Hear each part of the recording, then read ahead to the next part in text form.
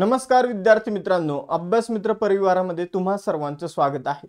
मित्रांनो, गटक पूर्व परीक्षेला जवळपास 3 महिन्यापेक्षा कमी कालखंड उरलेला आहे। म्हणजे 85 दिवस बाकी आहे आणि या 85 दिवसांचं आता आपण नियोजन बघणार आहोत। यामध्ये प्रत्येक दिवसाचं नियोजन बघणार आहोत। दिवसामध्ये कोणत्या विषयाचं मॅनेजमेंट कसं करायचं कसं नाही आणि 60+ मार्क कसे मिळवायचे, तर या दृष्टीने आपलं हे नियोजन असणार आहे। ठीक आहे, 60+ मार्क तुम्ही जर हे नियोजन फॉलो केलं, आता तुम्ही हे नियोजन तेव्हाच फॉलो करणार जेव्हा तुमच्या अंगामध्ये खूप जास्त शिस्त असेल, डेडिकेशन असेल, तेव्हाच हे नियोजन तुमच्याकडून फॉलो होईल। आणि जेव्हा तुम्ही हे नियोजन जर फॉलो केलं या पुढच्या 85 दिवस, तर 100% तुम्हाला 60+ मार्क मिळतील म्हणजे मिळतील। फक्त तुम्हाला काय करायचंय, तर व्यवस्थित अभ्यास करायचा आहे। आपण जर बघितलं, शिस्तबद्ध डेडिकेशनने अभ्यास करायचा आहे, यामध्ये खंड नाही पडून द्यायचा आहे। ही स्ट्रॅटेजी मी तुम्हाला सांगतो, त्यामध्ये तुम्ही तुमच्यानुसार थोडाफार बदल करा, पण हिचा वापर करा। बऱ्यापैकी मुलांनी ही स्ट्रॅटेजी यूज केलेली यापूर्वी आणि त्यांना रिझल्ट मिळालेले आहे। मग आता बघूया मित्रांनो, आपण विषय जे आहे तर त्याला आपण क्लासिफाय केले 2 गटामध्ये। एक असे विषय की ज्याला आपल्याला डेली अभ्यासायचं, दररोज त्याचा अभ्यास करायचा आहे, आणि एक असे विषय की आपण 15-15 दिवसांचे स्लॉट बनवून त्यांचा अभ्यास करणार आहोत। मग आपण जर बघितलं तर जे विषय डेली अभ्यासायचे त्यामध्ये पहिला विषय चालू घडामोडी। दररोज तुम्ही 1 तास चालू घडामोडीला द्यायचाच आहे। 1 तास, ठीक आहे, जास्त वेळ नका देऊ, 1 तास द्या। समजून घ्या, तुम्ही जर इयर बुक वाचत असाल, कोणतं इयर बुक वाचत असाल, तर मग इयर बुक मध्ये समजून घ्या सुरुवातीला राजकीय घडामोडी आहे, मग त्या करून घ्या। दुसऱ्या दिवशी मग 1 तासामध्ये समजून घ्या जेवढे होईल, आज समजून घ्या अर्ध्या घडामोडी झाल्या किंवा 7-8 घडामोडी झाल्या, तर तेवढे होऊ द्या। तिथून पुढे दुसऱ्या दिवशी कंटिन्यू करा, तिथून पुढे त्याच्या नेक्स्ट दिवसापासून कंटिन्यू करा। असं तुम्हाला दररोज 1 तास द्यायचं आहे, पण 1 तासामध्ये परफेक्ट तुम्ही चालू घडामोडी करत चला। ठीक आहे, आणि त्याचबरोबर याच्या रनिंग नोट्स, ठीक आहे, एकदम शॉर्ट रनिंग नोट्स काढत चला आणि तुमच्याकडे ते ठेवा। ठीक आहे, त्याचबरोबर जर बघितलं तर जो दुसरा विषय आपल्याला डेली करायचा आहे तो आहे गणित आणि बुद्धिमत्ता। ठीक आहे, गणित आणि बुद्धिमत्ता। आता गणित बुद्धिमत्ता हा कंबाईन ग्रुप बी आणि ग्रुप सी च्या विद्यार्थ्यांना गेम चेंजर विषय। ज्याचा हा चांगला त्याने मेन्स दिली, ज्याचा हा विषय चांगला नाही तो बाहेर राहिला। ठीक आहे, अशा प्रकारचा हा विषय। काय बोलतोय सर इथं? ठीक आहे, इथं नीट लक्ष द्या मित्रांनो। असे आपल्याकडे विद्यार्थी असतील की ज्यांना गणित बुद्धिमत्ता काहीच जमत नसेल, असे असतील की ज्यांना थोडंफार जमतंय, आणि असे विद्यार्थी असतील ज्यांचं परफेक्ट आहे। या तिन्ही विद्यार्थ्यांनी हा विषय करायचाच आहे।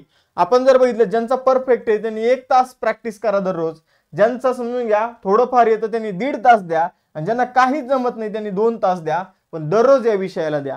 या विषयावर 20 प्रश्न असतात। किती? 20 प्रश्न असतात, आणि आपल्याला हे 20 प्रश्न अशी आपल्याला स्पीड वाढवायची आहे की हे 20 प्रश्न उद्या जाऊन 20 मिनिटांमध्ये आपल्याला सॉल्व्ह झाले पाहिजे।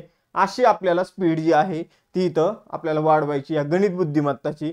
आपल्याकडे उरलेले जे 85 दिवस आहेत, 85 दिवसांमध्ये आपल्याला ही स्पीड इन्क्रीज करायची। आपल्याला इथं गणित बुद्धिमत्ताचे जे 20 प्रश्न आहे त्यावर काम करायचे। गणित बुद्धिमत्तामध्ये समजून घ्या, तुम्ही जर लीड घेतली तर तुम्ही बाकीच्या विद्यार्थ्यांपेक्षा नक्कीच पुढे असणार आहे।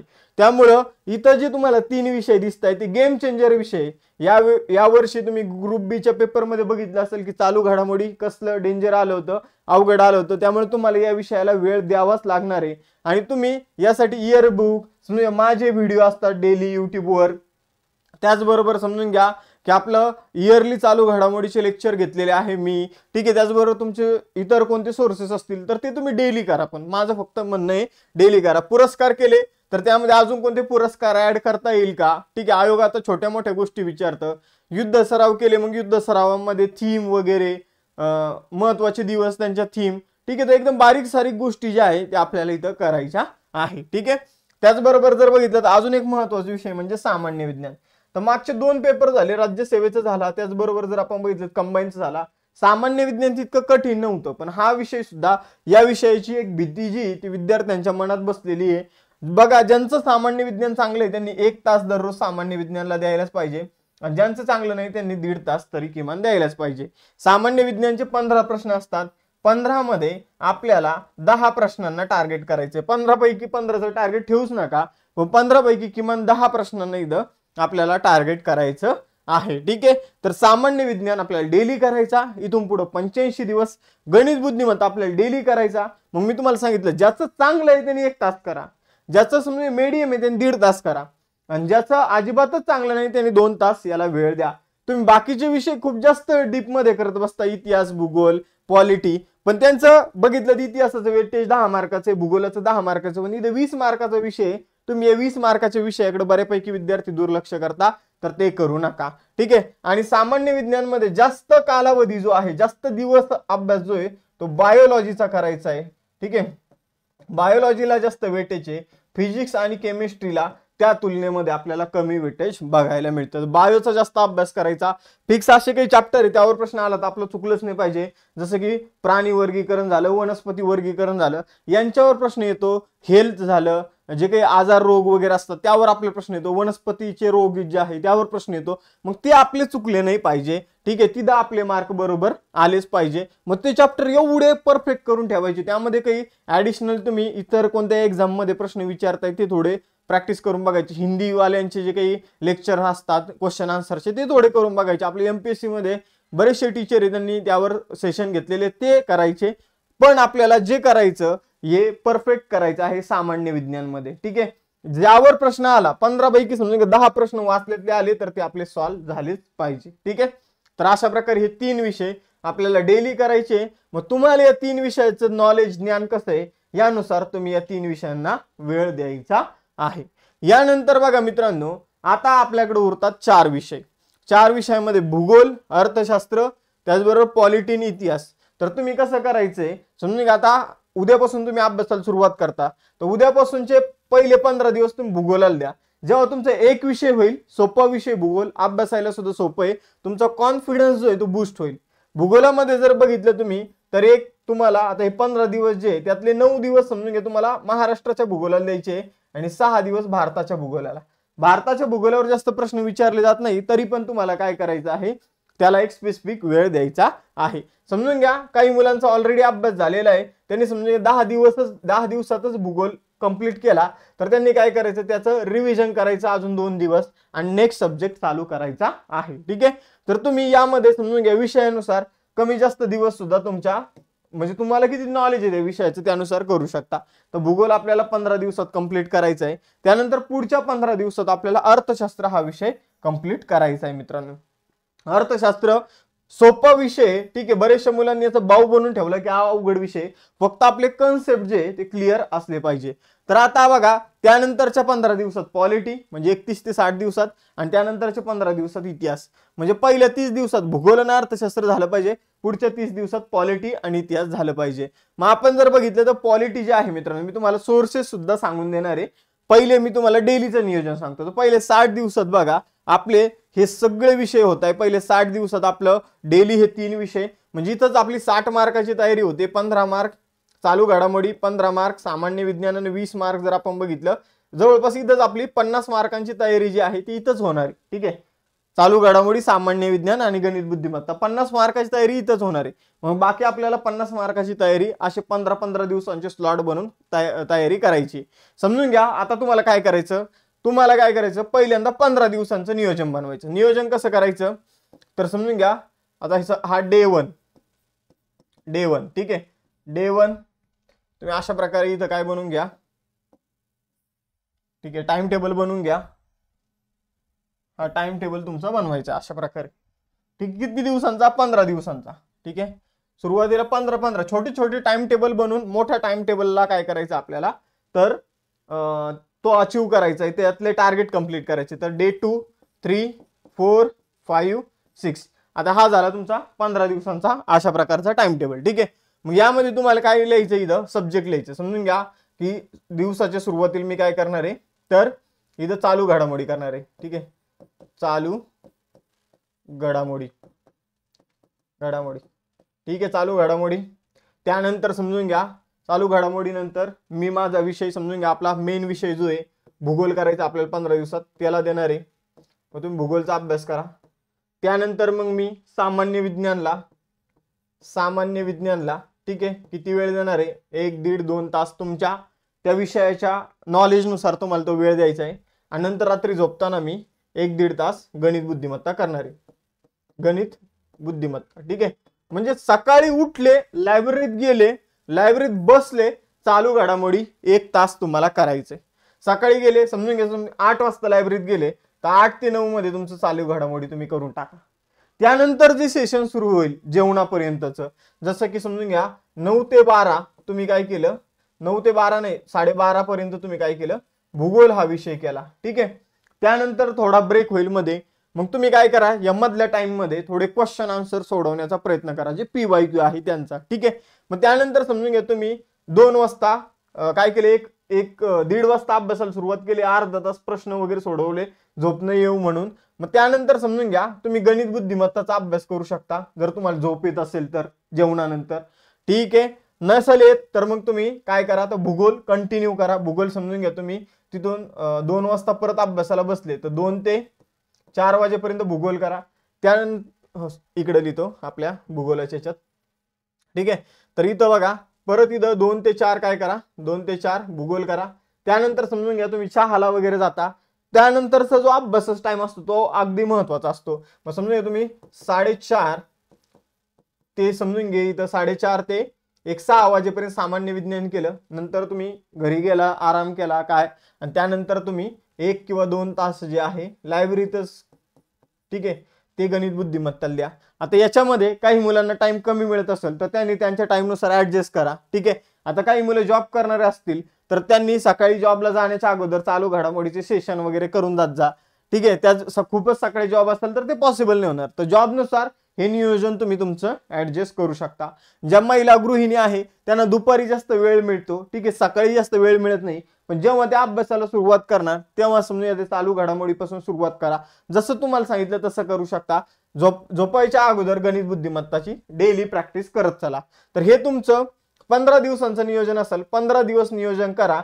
तुम्हाला काय होऊन जाईल, एक तुमच्याकडे प्रॉपर 15 दिवसांचं प्लॅनिंग जे आहे, ज्यामध्ये तुमचं चालू घडामोडीचे समजून घ्या, सुरुवातीचे राजकीय म्हणा, आर्थिक म्हणा, त्यानंतर पुरस्कार म्हणा, त्यानंतर समजून घ्या की अजून स्पोर्ट्स, करंट अफेअर्स म्हणा, असे 4-5 टॉपिक या पहिल्या 15 दिवसाच्या नियोजनामध्ये कव्हर होऊन जाईल. तुमचं जवळपास पहिल्या 15 दिवसांमध्ये आपण जर बघितलं तर 15 चॅप्टर कंप्लीट होऊन जाईल सायन्सचे. ठीक आहे. जर तुम्ही व्यवस्थित फॉलो केलं तर गणित बुद्धिमत्ताची तुमची जवळपास एक 10-12 चॅप्टर व्यवस्थितपणे होऊन जाईल, परफेक्ट होऊन जाईल. ठीक आहे. तर तुम्हाला फक्त दररोज प्रॅक्टिस करत राहणार आणि एक विषय जो आहे तो पहिल्या 15 दिवसात तुमचा कंप्लीट होऊन जाईल. मग हेच विषय हेच नियोजन जे आहे ते तुम्हाला कंटिन्यू ठेवायचंय. फक्त भूगोलाच्या जागी तुम्हाला अर्थशास्त्र विषय टाकायचा.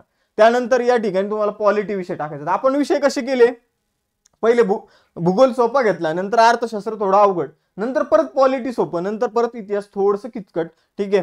पण ते त्यामध्ये तुमचं इथं कव्हर होऊन जाणार आहे. अशा प्रकारे तुम्हाला 15 दिवसाचे असे 60 दिवसांचे डेली स्लॉटद्वारे नियोजन जे आहे ते करायचे. मग आता सोर्सेस सांगतो तुम्हाला चालू घडामोडीसाठी.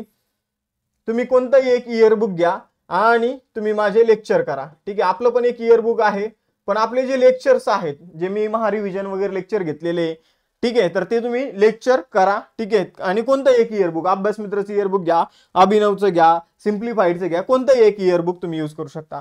सामान्य विज्ञानासाठी तुम्ही पहिले स्टेट बोर्ड जे आहे ते करणं गरजेचं आहे. नंतर भस्के सरांचं, कोलते सरांचं पुस्तक यूज करायचं आहे. स्टेट बोर्ड 9वी 10वी 8वी 9वी 10वी हे मस्ट आहे. त्यानंतर बघा मित्रांनो, त्यानंतर जे प्रश्न विचारले जातात ते स्पेसिफिक 11वी 12वी NCERT मधून प्रश्न विचारताना आपल्याला दिसतात. गणित बुद्धिमत्तासाठी आपल्याला काय करायचे, पहिले आयोगाचे पेपर्स महत्वाचे.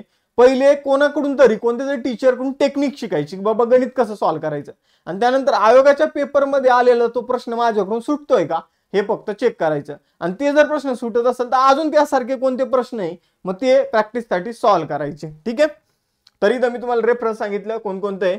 यानंतर बघा भूगोलासाठी तुम्हाला सौदी सरांचं पुस्तक जे आहे ते मस्ट, सौदी सरांचं पुस्तक बेस्ट आहे. ठीक आहे. ते तुम्ही करू शकता. त्यातले तुम्हाला काही स्पेसिफिक चॅप्टर करायचे, पुस्तक मोठं दिसेल पण त्यामध्ये सगळंच आपल्याला नाही करायचं. किंवा मग छोटं पुस्तक पाहिजे असेल तर दीपस्तंभचं पुस्तक आहे. ठीक आहे. दीपस्तंभचं पुस्तक आहे. ठीक आहे.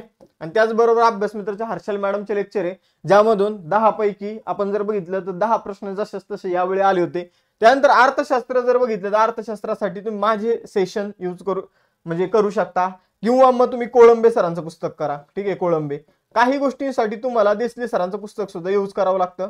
हे दोन्ही कोळंबे आणि देसले पुस्तकाला ऑप्शनल म्हणून मी माझे लेक्चर इथं तुम्हाला सजेस्ट करत आहे. ठीक आहे.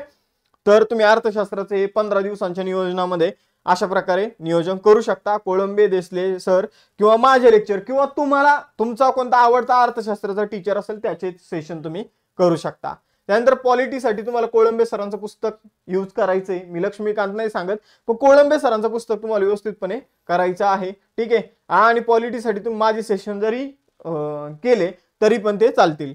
इतिहासासाठी आपण जर बघितलं समाधान महाजन सरांचं पुस्तक, मी तुम्हाला दोन्ही पण सांगत आहे, ऑनलाईन तुम्ही काय करू शकता, ऑफलाईन काय करू शकता। इतिहासासाठी तुम्ही समाधान महाजन सरांचं पुस्तक करू शकता, आणि जर तुमचं तेवढं रीडिंग स्पीड नसेल किंवा तुम्ही जॉब करत आहात, तुमच्याकडून ते पॉसिबल होत नसेल, तर मारुती सरांचे तुम्ही सेशन करा, त्यामधून सुद्धा खूप सारे क्वेश्चन यावेळच्या गट ब परीक्षेमध्ये विचारण्यात आले होते। तर हे झाले संदर्भ पुस्तक, मी तुम्हाला पुस्तकं सांगितले, ऑनलाईन रेफरन्स सुद्धा सांगितलेलं आहे।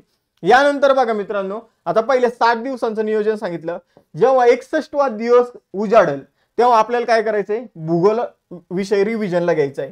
तुम्ही जेव्हा अभ्यास करता तेव्हा तुम्हाला रनिंग नोट्स काढायचे आहे, जसं की भूगोल प्रत्येक विषयाचे रनिंग नोट्स काढायचे, आणि त्याच तुम्हाला या पुढे जाऊन 61 ते 63वा दिवस जो असेल यामध्ये तुम्हाला रिवाइज करायचे आहे।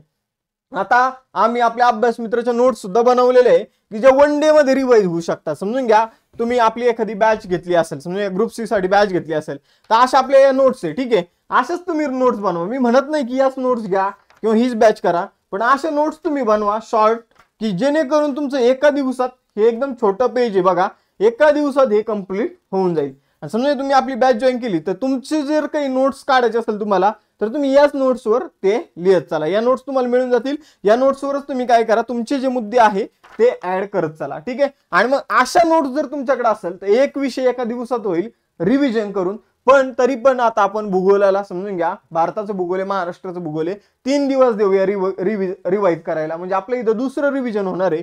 जेव्हा तुम्ही इथं समजून घ्या 15 दिवस अभ्यास करता, तर तुम्ही 13 दिवस अभ्यास करा या विषयांचा, 2 दिवस प्रॉपर रिव्हिजनला द्या, ठीक आहे।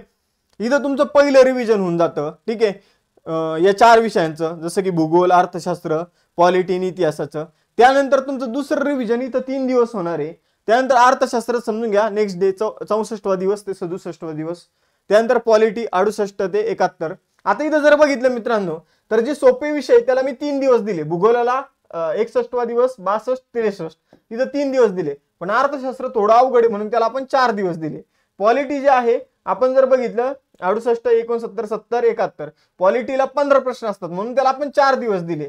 इतिहासला आपण 3 दिवस दिलेले, कारण इतिहासचे 10 क्वेश्चन असतात, सिलेबस कमी आहे। इतिहासासाठी तुम्ही अजून एक संदर्भ पुस्तक सांगतो, 11वीचं जुनं पुस्तक करायचंय सगळ्यांनी, स्टेट बोर्ड, ठीक आहे। त्याचबरोबर चालू घडामोडीला परत तुम्ही एक 4 दिवस घ्या, आणि व्यवस्थित आतापर्यंत डेलीच्या चालू घडामोडी तुम्ही केलेले, इयरबुक केलेले, जे लेक्चर केलेले ते रिवाइज करा। आणि सामान्य विज्ञान जे तुम्ही 60 दिवसांमध्ये केलेलं असेल तर ते सामान्य विज्ञान परत तुम्हाला 4 दिवसांमध्ये रिवाइज करायचे। हे झालं तुमचं दुसरं रिव्हिजन। इथं पहिलं रिव्हिजन तुम्ही या 4 विषयांचं जेव्हा तुम्ही विषय करताल तेव्हाच करून घ्यायचे, भूगोल, अर्थशास्त्र, पॉलिटी, इतिहास। समजा भूगोल माझं 10 दिवसातच संपलं, तर पुढच्या 5 दिवसात तुम्ही काय करा, रिव्हिजनला द्या, किंवा 2 दिवस रिव्हिजन द्या, त्यानंतर पुढचा विषय सुरू करा।